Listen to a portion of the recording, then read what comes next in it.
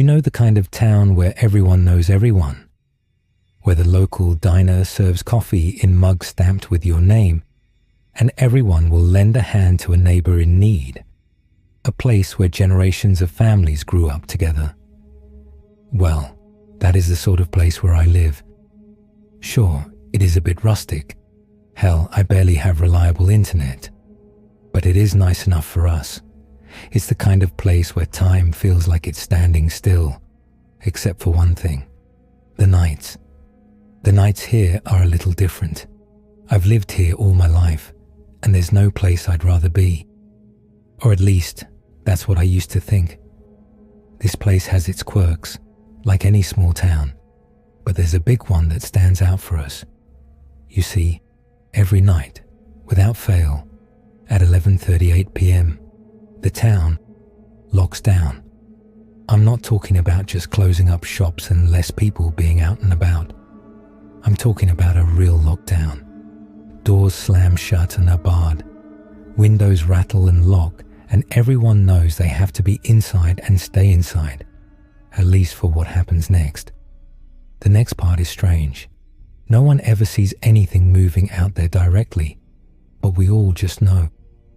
We just know that somehow, something outside is trying to get in.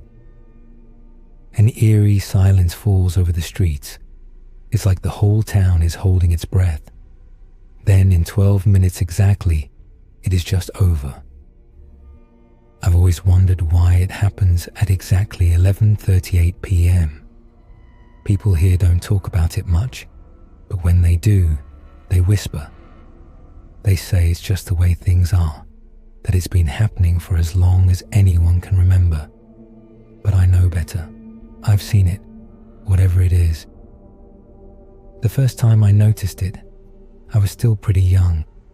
I think I was 10 or 11. I'd stayed up late reading some of my favorite comic books. My parents warned me, like many other kids in town, that we had to go to bed early, but if we did get up, then absolutely no leaving the house or leaving any windows or doors open. I was not asleep, but was still following the rules when I heard the strangest sound. It was a low, guttural hum that seemed to vibrate through the walls. I looked out the window, and that's when I saw it. The streets were empty, but there was a presence. It's hard to describe. It wasn't a person or an animal. It was something else. Something that didn't feel like it belonged. It moved with this strange, jerky motion, like it wasn't entirely in control of its own body. It radiated a disturbing sense of distortion that made my head hurt, and my eyes had a difficult time focusing on it. I could feel this overwhelming sense of hunger that made my skin crawl. Before I knew it, it was over. It had passed my house, and I realized I had been staring out my window in a hypnotic daze. It was almost midnight, and I went to sleep and did not tell my parents about the disturbing thing I had seen. I didn't see it again for years, but the feeling never left.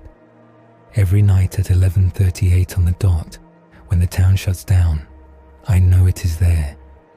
We all try to act like it's not, just behave like we have a strict curfew and that nothing is really out there. Yet the people who are too bold or foolish and think that it's nothing, well, they don't last long. Those of us who are still here know that whatever that thing is, it's out there. Stalking, hunting, looking for anything, an open window, a cracked door.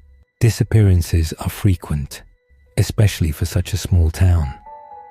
The police have a whole song and dance for anyone who goes missing from the outside. But when it is a resident, well, it is more of a case where the families of the victims are reprimanded for not having known better. No one knows why the window of time is so mercifully brief. Almost just as suddenly as it starts, it's over. By 11:50 p.m., the streets are quiet again, and the town feels normal. But it's not normal. It never was. People here have learned to live with it. They lock their doors, shut their windows, and pretend it's not happening. I asked my parents why we don't just move, and they never gave me a good answer. All they said was, "It wouldn't do any good. We have to endure. It has to be here. It is safer for everyone if it's here." It did not make sense. I know people can get attached to places, but it felt crazy to me. I couldn't just pretend this was normal, not after what I saw, not after what I felt. There was something out there, and it was worse than anyone would believe. It was just recently that I saw it again. It was a normal night, at least as normal as nights could be in my town. I was getting ready to go to bed when I noticed that my cat Quincy was missing. I looked everywhere, but I couldn't find him. Then I heard something and looked through the window to spot a familiar shape, and my heart sank. He was outside. He must have gotten out when I had come home earlier and was sauntering along the sidewalk, clueless to the impending danger. The time was 11:36 p.m.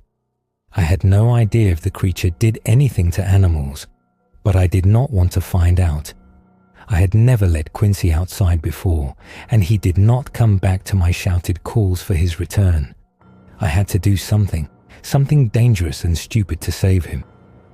I rushed outside, sprinting toward him and trying to grab him and bring him in before it was too late. I managed to reach him and pick him up. But then I froze when I sensed a presence as I was scrambling back to my door. Quincy's ears folded back and he hissed. I felt paralyzed, and then I thought I saw it again. It was different this time, larger and more overwhelming than before. Its presence seemed to fill the entire street, pressing against the houses like an unseen force. I tried to run, but my legs wouldn't move. I was frozen in place, my breath caught in my throat. To my horror, it seemed to finally regard me. Quincy jumped out of my hands and ran back to my house. He had fortunately evaded whatever interest the thing might have had with him. The creature's head twisted unnaturally in my direction, its distorted features coalescing into more recognizable shapes. Staring into the grotesque visage forced a scream out of me as I beheld the blasphemous impossibility. I turned and sprinted away, screaming like a maniac, my heart hammering against my ribcage with such force that each beat felt like it might crack my chest open. The sound of its pursuit echoed behind me, a wet slapping noise like a monstrous jellyfish gliding across the ground. Its deafening roar filled the air, shaking the ground beneath my feet as I ran for my life. I did not know if I could get away. No one I knew had been outside and survived. I ducked into an alley, my hands shaking as I pressed myself against the wall. My breath came in short, sharp gasps, and I could feel sweat dripping down my face. I didn't dare look around the corner. I didn't dare move. And then I heard the harrowing screams. They sliced through the air, piercing and full of terror. My heart raced as I strained to see who was making them, but all I could make out were shadowy figures caught in the open. The screams were short, sharp, and then they were swallowed by the night. The deafening silence that followed only added to the fear weighing down on me. I stayed pressed against the wall, trying to make myself as small and invisible as possible. The darkness seemed to come alive with every creak and rustle, amplifying my fear. I held my breath until I heard the sound of the creature moving away. And then, just like that, it was gone. But the eerie stillness lingered, haunting me even after the clock struck 11:50 p.m. The streets were once again quiet, but my nerves were still on edge. I stumbled back to my house, every step feeling like a race against time.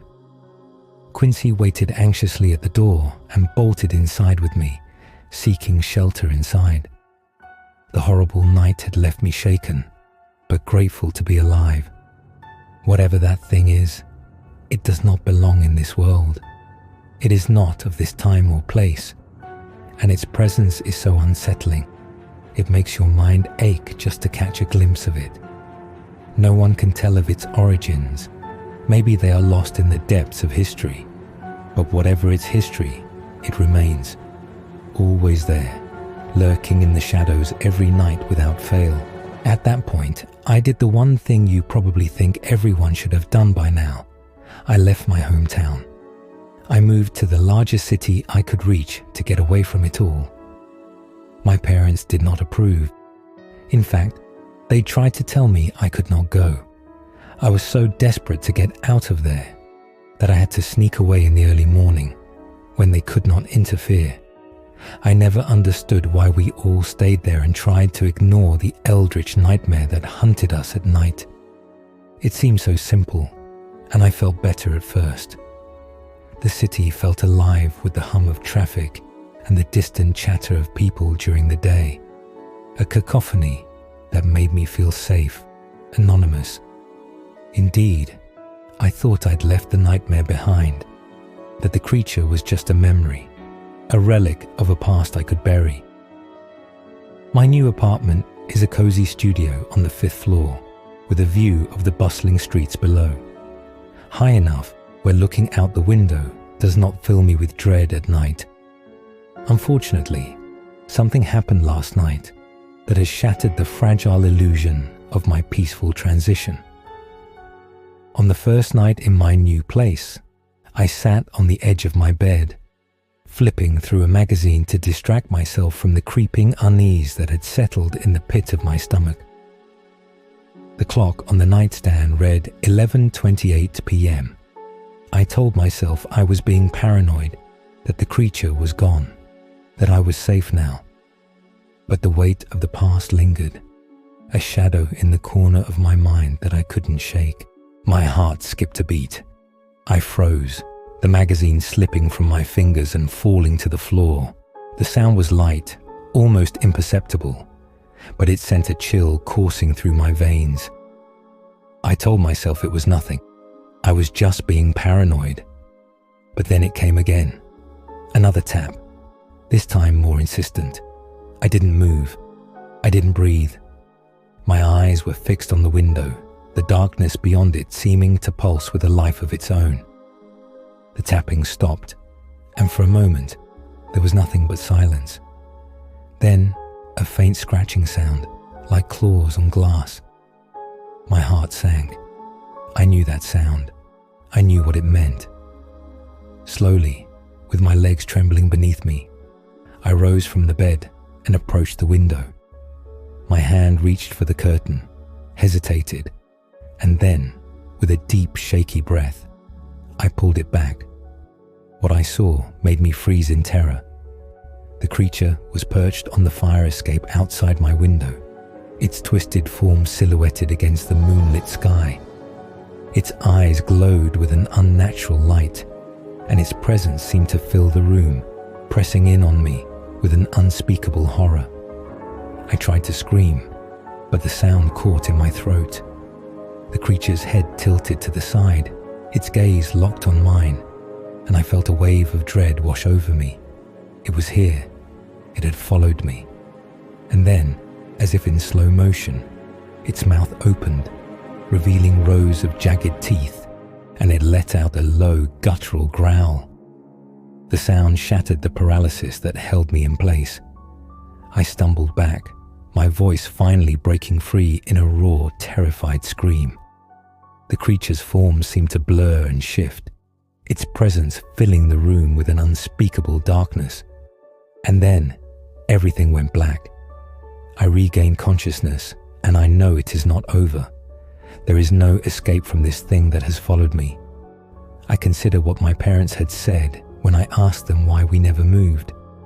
Then, with dawning horror, I realized the truth of their words. It is safer for everyone if it's here.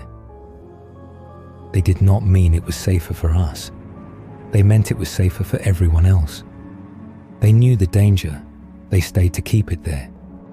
Now in my ignorance I have made a huge mistake. Somehow, it knew I left. It has followed me here, to a place where over 1 million people will soon know about its existence, and maybe more if it moves beyond that. I am so sorry for bringing it here. I didn't know. Please, for your own safety, stay inside between 11:38 p.m. and 11:50 p.m. By now, it might not be safe wherever you are as well.